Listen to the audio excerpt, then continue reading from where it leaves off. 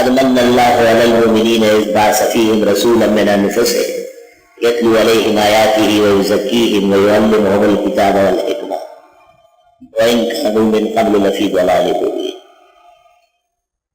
اللہ تعالیٰ نے احسان فرمایا مسلمانوں پر، اور انہی میں سے ایک بشر، ایک انسان، ایک ابن آدم کو رسالت کے لیے منتخب فرمایا، اور وہ ان پر خدائی احکام پڑھ کر سناتے ہیں اور ان کا تزکیہ کرتے ہیں اور ان کو تعلیم دیتے ہیں کتاب اور سنت کی، اگرچہ ان سے پہلے یہ لوگ سب غفلت میں مبتلا، کھلی خطا میں مبتلا۔ اللہ تعالیٰ نے ایک عظیم احسان کے طور پر ذکر کیا۔ علماء کہتے ہیں کہ لقد یہ قسم کا فائدہ پیدا کرتا ہے، قسم کا معنی ہے اس کا۔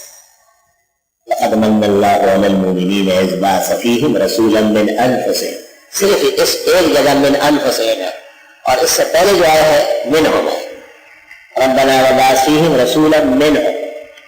دوبارہ جگہ ہے کما ارسلنا فیکم رسولا منکم، سے بارہ جو آئے گا سورہ جمعہ میں والذی بعث فی الامیین رسولا منہم، صرف ایک جگہ من انفسہم ہے،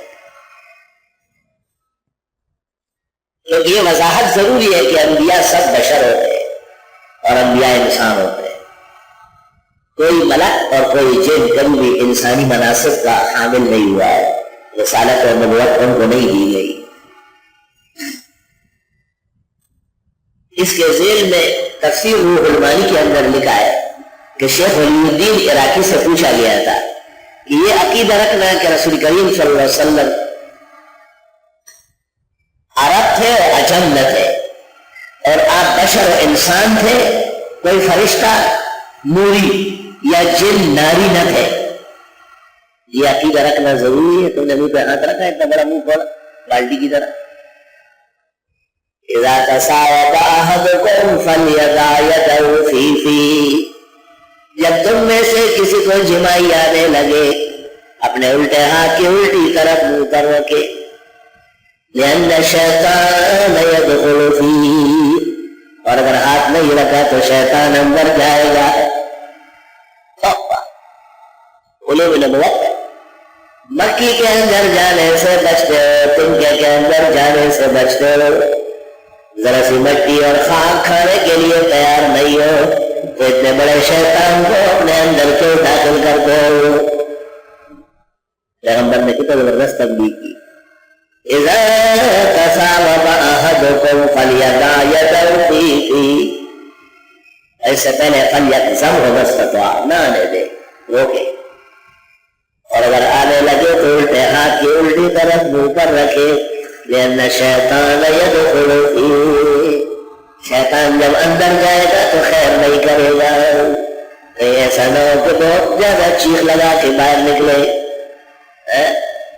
كان الثالث تساوت ولا يضع يده في فيه، فنبأ شيخه عليه ولكن ما تنبأ حتى ضغط وخرج ريحه بالصوت العالي، فقال الشيخ انظروا له خرج كما كان دخل ولكنه يدخل من فمه ويخرج من دبره۔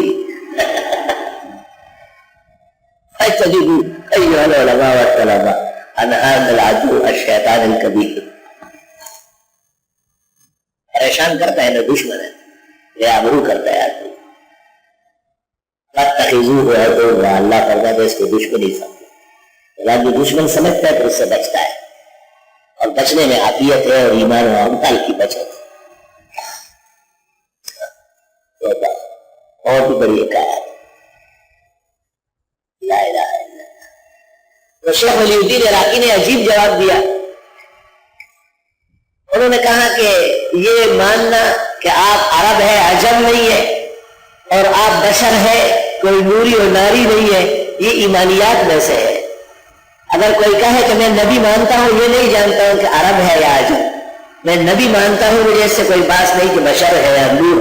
تفسیر روح المانی میں اس جگہ ولی الدین عراقی کا فتویٰ ہے، فرماتے ہیں کہ اگر وہ ایسا کہنے سے جاہل ہے فعلینا تعلیمہ ایاہ، ہمیں پڑھانا چاہیے، سمجھانا چاہیے کہ حضرت عرب ہے، عجم نہیں ہے، حضرت بشر ہے، نور و نار نہیں ہے۔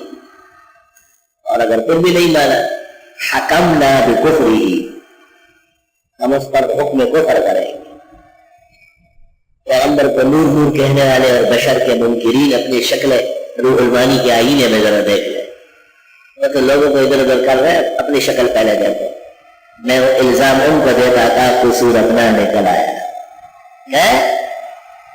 صرف اپنے آپ کو علیہ سنت سنی اور سنی لوگ ولیوں کے ماننے والے، ایک دعوے سے کچھ نہیں ہوتا، دلیل چاہیے۔ یہود بھی بڑے دعوے کرتے تھے، قرآن نے کہا فاتوا برہانکم ان کنتم صادقین، دلیل پیش کرو۔